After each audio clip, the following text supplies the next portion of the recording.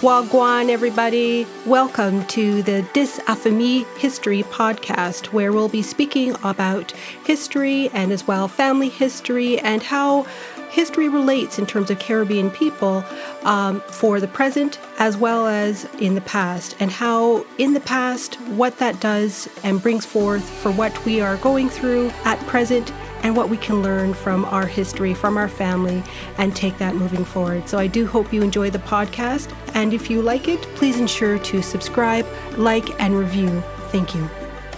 In today's episode, we welcome Jess from the Kalapani Archives discussing the East Indian indenture labour system that were dispersed through the Caribbean and Africa and the South Pacific, and how this repository of the Kalapani Archives can be used in family research. So let's listen in.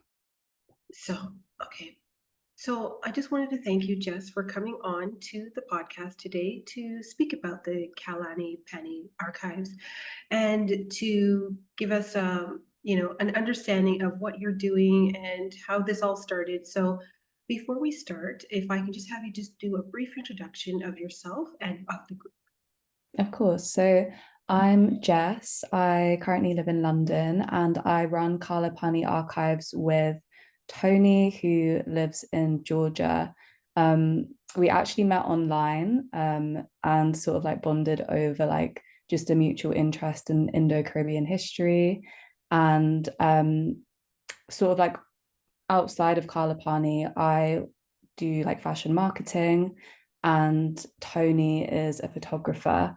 So I think we come from like quite different backgrounds, but we've sort of, bonded over this like mutual interest in Indo-Caribbean history. And I think like a desire to also find like a community within like the Indo-Caribbean community, because we found that there wasn't really that much of a community in the places that we live in. So I think like creating an online space where that community is sort of being created is really nice. And one of the driving factors as to why we started Kalapani in the first place. No, that's fantastic. And you're right. It's just creating these spaces that are needed for others to connect to and to discuss, what's important and what is personal to them. So what is the significance of behind naming the group Kalapani Archives? So we were kind of brainstorming for a while and we really couldn't think of a name for a good few weeks. We wanted to just call it like Indo-Caribbean Archives initially, but we didn't want to just focus on Indo-Caribbean history. We wanted to focus on all of the countries and descendants affected by like the Indian indentured labour system. So we were trying to find a word that would encompass all of that, and we settled on Kalapani because it means black waters in Hindi, and it's a term that's sort of used to unify all of the indentured labourers that travelled across those waters, and regardless of where they ended up, whether they ended up in the Caribbean or Mauritius or South Africa, etc. I think that journey across the black waters or Kalapani was something that unifies them. They all went through like a very similar experience in terms of the journey, and that's why we sort of settled on that, because we didn't want to exclude people from the account. And also Tony's archives and scans and postcards aren't just exclusive to like Indian indenturement in the Caribbean. They also include Mauritius and Fiji and South Africa and other countries as well. That's why we settled on that. Oh, that's great. And again, these are places that people don't associate the shared history, right? So it's fantastic that you both are doing this. So, and then I know you kind of alluded to this in your introduction, but what was the driving force to create this group and why you felt that this needed attention? Yeah, so I think it firstly stemmed, I think, from like a lack of community in like both of our physical locations, and also I think a lack of representation as well of being Indo-Caribbean. So both me and Tony are like Indo-Trinidadian or part Indo-Trinidadian, and I think we both sort of bonded over the fact that we didn't really have anyone like in our immediate area to have those conversations around like our identity and also Indian indenturement and the history and like ancestral history behind that. So we wanted to create a space where I guess it shed light on that history, and we were actually talking about it, and we were talking about it from the perspective of people that actually have ancestry and ancestral ties to that history as well, which I think is really important. And I also think we wanted to showcase the postcards that Tony has been collecting, and he's been collecting them since 2020, I think. He started off in COVID, so he actually did a DNA test during COVID and found out that he was part Indian, and he didn't know that. He had like no idea basically that he was part Indian, and then he did like a bit of digging into his family history, and he discovered that his mum was part Indian. She's from Trinidad, and she didn't know that either. So that sort of kickstarted his fascination with like the postcard collecting. And then we thought we would, I suppose, just like mesh like both of our interests together. I think I always wanted to start an Instagram account as well, talking about Indo-Caribbean history, but didn't really have like visual artifacts to go along with that. So yeah, when me and Tony like connected online, it was almost like the perfect like match in terms of we both just wanted to start something very similar. And we had like, I like writing and Tony's like really into like the collecting, so I think it just worked really well together. No, definitely the best of Yeah. both worlds. And the fact that he's collecting all of these, archives, because people don't necessarily think that there's something from that time period, right? So it's always fascinating. I know for myself, I wasn't expecting to come across pictures and to now get pictures and Yeah. did. I mean, your mind is just blown as to what you can be able to find, Yeah. during the period.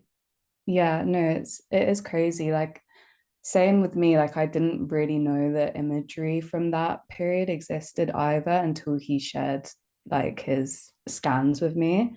I think I'd come across a few online, but I just didn't realize the scope of that industry. Like the postcard industry during that time was like quite a big thing in terms of tourism. And I think it's just interesting again as people that have ancestral ties to like the Indian indentured labor system, properly like analyzing the postcards. And I think delving into, obviously it's really nice to have an insight into, I suppose, like life during that time, but at the same time it's such a bias and very like selective way of that being shown, because the people behind the cameras were often Dutch or Englishmen. So they were painting, I think, a very different or very romanticized version of what life actually was like on the plantations for a lot of these people. But it also still gives an insight into, I think, some of the like customs and like the dress and how people were very like family orientated, I think, then as well. So yeah, it's interesting to get an insight, but again, I think we're always being like very critical of the postcards that we're sharing, and we want to give like the full picture basically when we're sharing those online.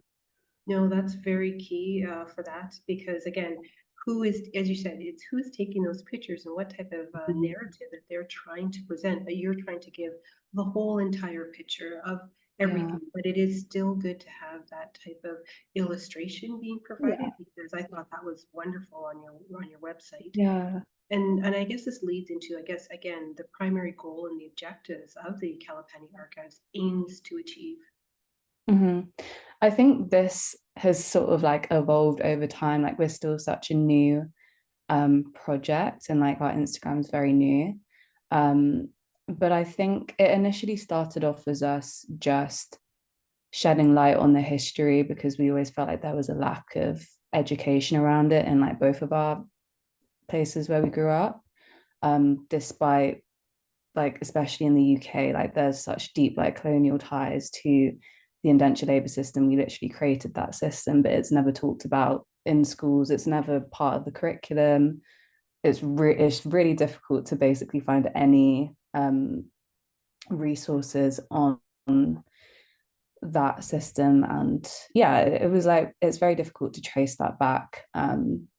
So I think that was definitely like one of the reasons why we started the account. And then I also think as we've gone on, we've wanted to showcase the works and maybe like the writings of people within that community as well. So again, not just Indo-Caribbean people, but just anyone that has ties to that system. Because I think it's really useful to have a platform where it gives descendants of Indian indenturement a voice.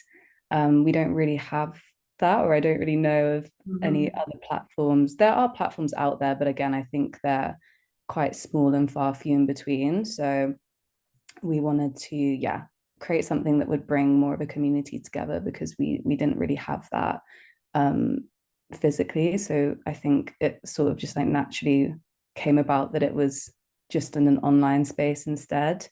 But yeah, I think that's sort of the reason why we created it in the first place. No, and that's great because many voices need to be, and everybody has their own, I guess, viewpoint on things, right? And so the Yeah. more the merrier, and the more that people are talking about it, bringing this up, because you're right.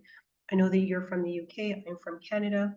Mm-hmm. There's very little said in the school about in terms of the Caribbean and their connection. Because I mean, Canada itself was part of the empire in terms of a colony, just as Yeah. much as the Caribbean was, but that part of it is never said other than Upper and Lower Canada, is what it was called at the time, which we were colonized by France as well. But again, it's just that narrative that's not totally encompassing everything about it.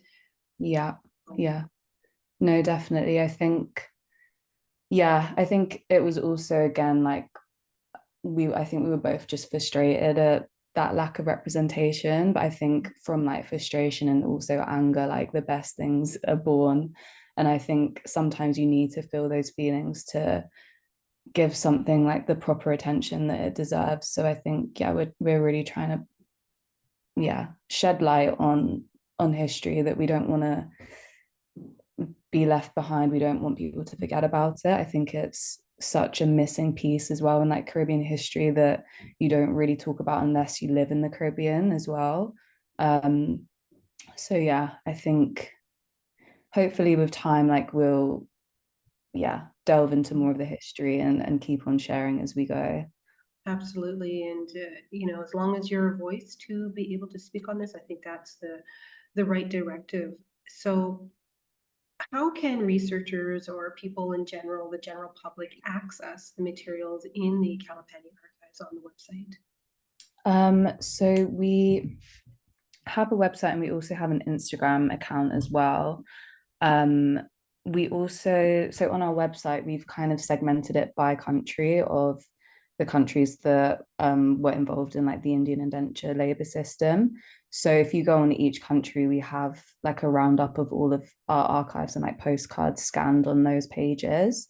And then we just have like a brief bio, which we want to add more to. But again, we're sort of learning as we go along. So we're going to keep updating that as we learn more information about each country, essentially.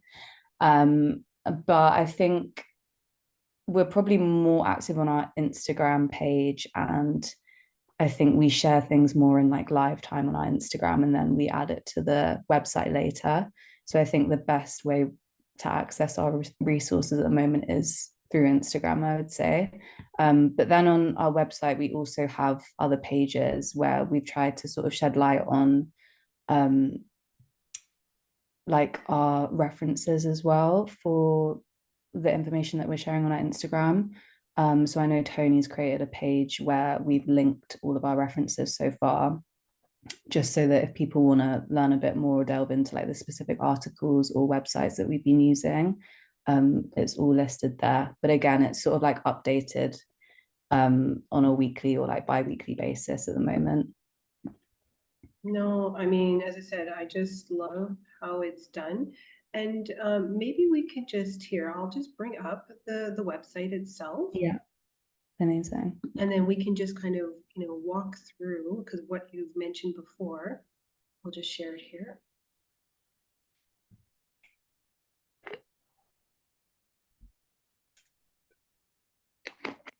Perfect. So here is, okay, are you able to see? Yes. Perfect. So here's the website.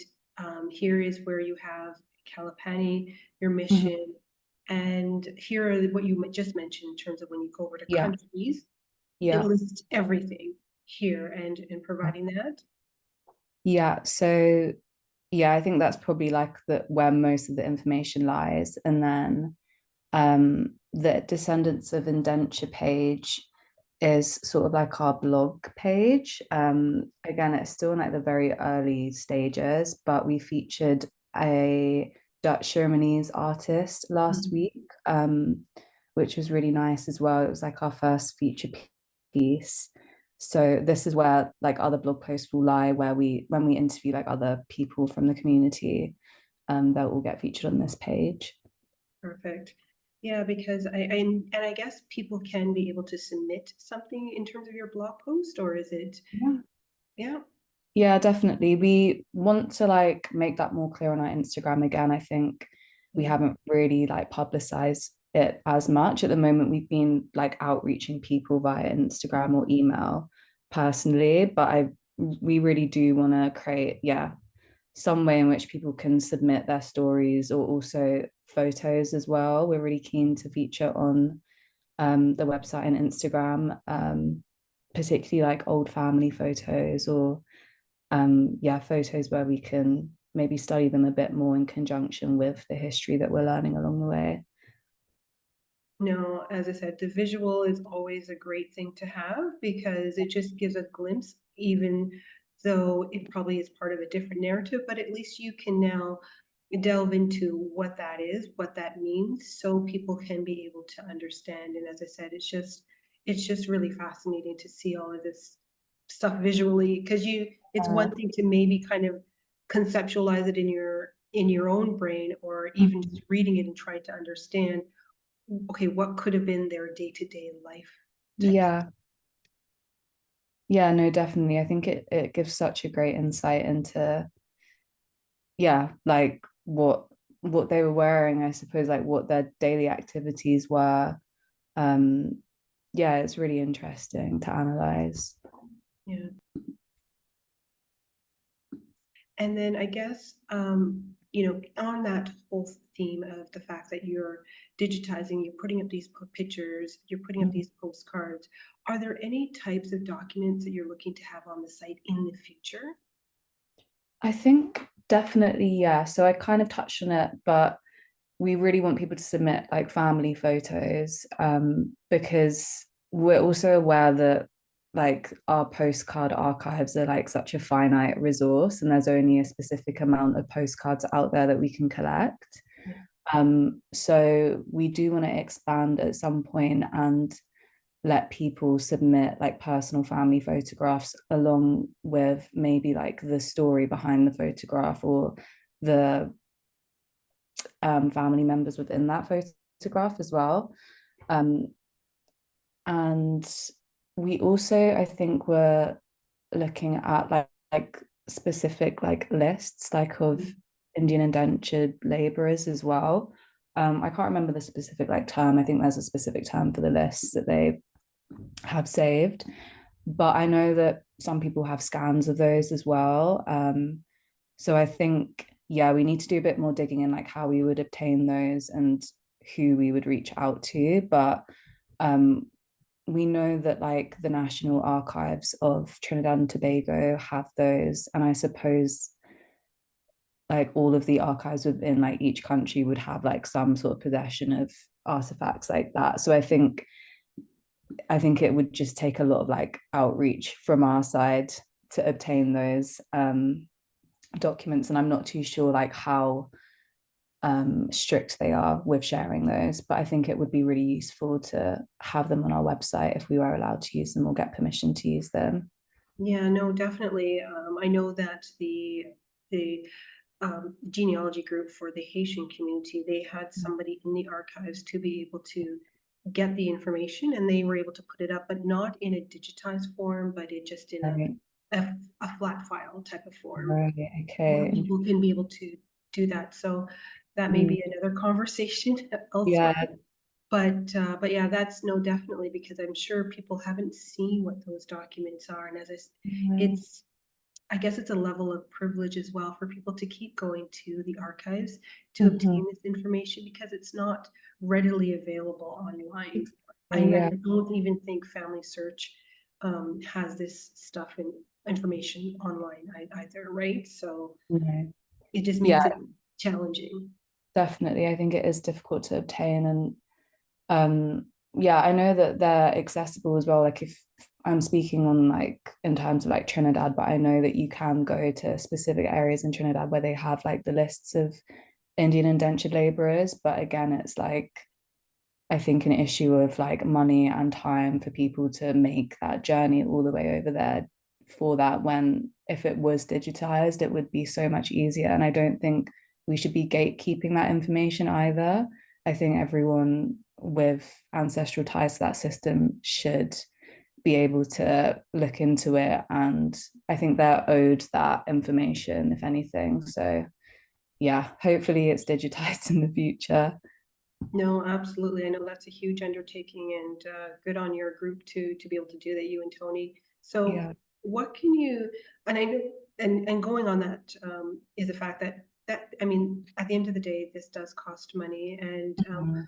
are you like, what are you taking any I guess support from the general public for this particular project by the Kalapani Archives? We aren't at the moment, but we have discussed like opening up a page on our website where we maybe receive donations, because I think it is on Tony's side, I think because he's been collecting these like postcards and it's almost like a personal hobby for him. Mhm. We didn't really consider the cost initially, but I think now that it is an actual project and community, and we're trying to post like quite regularly as well, and build up our following, um, I think he has also upped like the investment in the postcards that he has. So we were thinking of opening up like a donations page on our website where people can donate if they want to. Um, I guess to help us with like our research. And I think it is also, I think we touched on this like a Mhm. while ago, but also just like the fact that these artifacts are owned by people that have ancestral ties to the Indian indenturement, like Indian indenture labor system, always a mouthful, um, is really important. And so I think like personally, I would want those artifacts to be in the possession of other people with similar ancestry to me. And yeah, we've kind of been thinking about like a few other options as well. I think we would really love to share these postcards out to community members as well who are interested in them if they wanted to also buy them. So yeah, we're kind of like still brainstorming around that at the moment. Again, like still very early days, but I think we will open up a page for donations in the future. Oh no, that's great because as I said, it's just having the space, the data space for hosting a website with all these Yeah, um, pictures. I mean that's a lot in terms yeah, of to have that as well. So that's good to know that will be coming in the future. yeah. And I guess what this as well for the California Archives, does it or will it be hosting any exhibits or any educational programs in the future? Is that where you're thinking as well of how this will further expand? I think so. Yeah. Again, um, we haven't we had like a few people reach out to us like and again like quite the early stages, and I think we would be really interested in doing like panel talks or events specifically around Indo-Caribbean history, because I think me and Tony are a bit more familiar with that, and feel like we can speak on that a little bit more compared to like the other aspects of the like postcards that we're sharing on Instagram. And so yeah, I think it is definitely something that we've been looking into. And I also think, again, like since starting our account, we've connected with so many people that we didn't know existed, and created like a small but like growing community of people again that share like this ancestry and history of us, and are also just as interested in it as us. And it's like opened both of our eyes up to a community that we didn't even really know existed.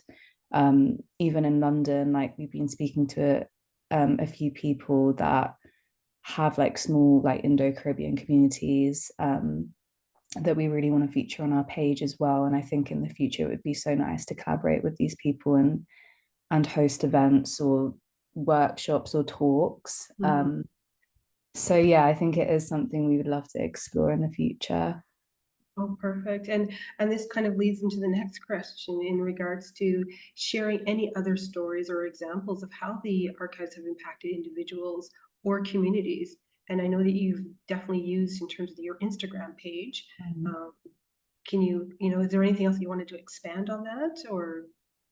I think I'm trying to have a think. I think it's just nice, like I think it's nice like shedding light on again like the individual countries and giving them that attention to their history.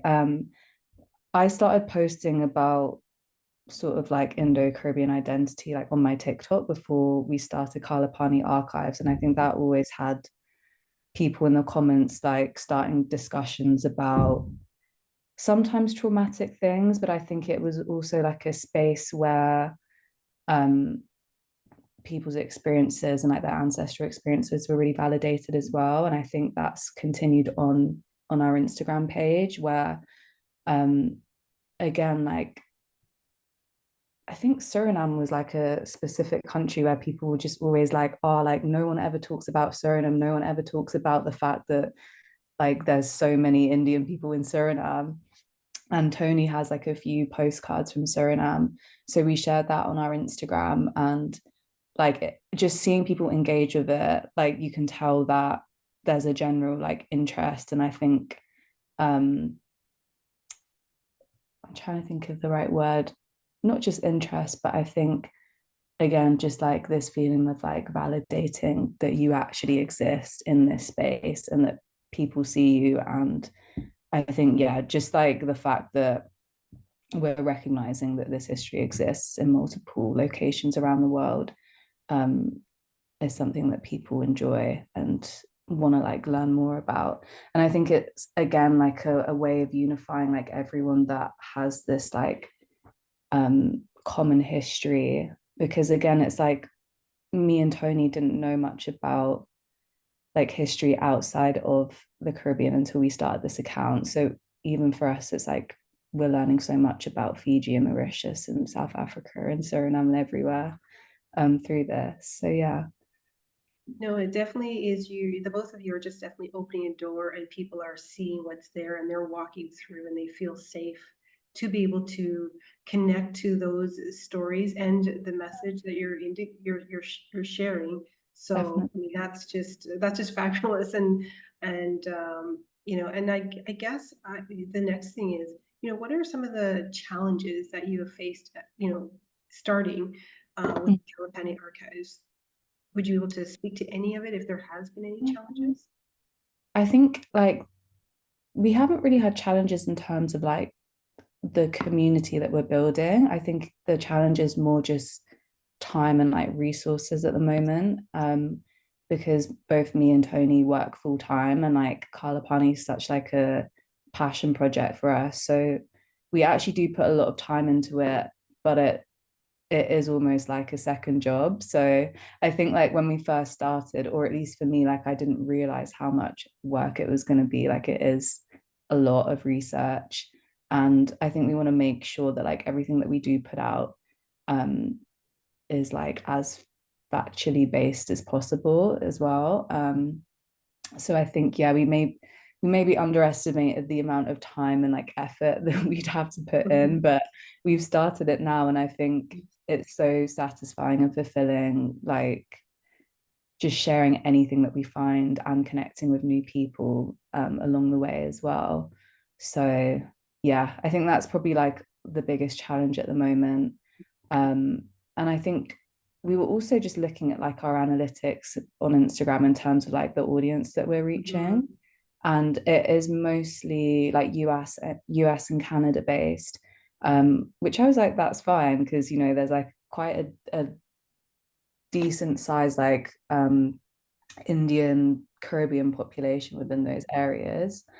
But Tony was like, oh, do you not want to expand like more into like London, because you're from London, like there should be like more of an English audience as well. And I was like, yeah, like I would like to, but again, I think it's just going to come with time and connecting with more people within that community in London. And like I've said, like I've never really felt like I've had that community, so I'm almost having to like research through Instagram and like social media who we can reach out to and connect with, because that community is always like lied more within like my immediate family. We don't really have spaces in London where like Indo-Caribbeans or like Indo-Mauritians or like Indo-Fijians like can like sit down in a space, and I don't know, like there's no hub for that. So yeah, I think Kalapani will hopefully create that in some aspects. But again, I think it will take time to reach the audiences that we want to reach. No, definitely, because as you know, the British Empire had its hand almost everywhere. So to say Yeah. there would not be an audience, because my largest audience actually is from the United Kingdom. Yeah. So it's, Tony, what you said about Tony indicating that, Yeah. why isn't there? It could just be, as I said, it just, in time, everything will kind of connect Yeah, and come together. So, and I exactly. guess, sorry, go ahead. I was going to say as well, like, I was kind of looking at it from like a statistical point of view as well. And I know that there are just more like, because most of our audience, I think, is Indo-Caribbean. There's also like people from everywhere. Yeah. But there's just a larger population of Indo-Caribbeans within like the US and Canada as well. And um, like Tony's from Georgia, and he said that there's not really like a community there. But if you go to like New York or like places in Canada as well, like there are communities for that, which are like more pronounced. So I was kind of looking at that and I was like, okay, that makes sense. I think the UK just has like a little push. It needs a little push to have that community kick started, because there are people trying to do that, but I think it's still in the very early stages of like community building for Indo-Caribbeans in London and like other cities in the UK. No, definitely. And I guess, I know that you probably mentioned about some of the stuff that are upcoming, but is there any other projects or initiatives that the Kalapani Archives would like to be able to discuss and share at this time that are coming up, or Like personal initiatives or just like initiatives in general?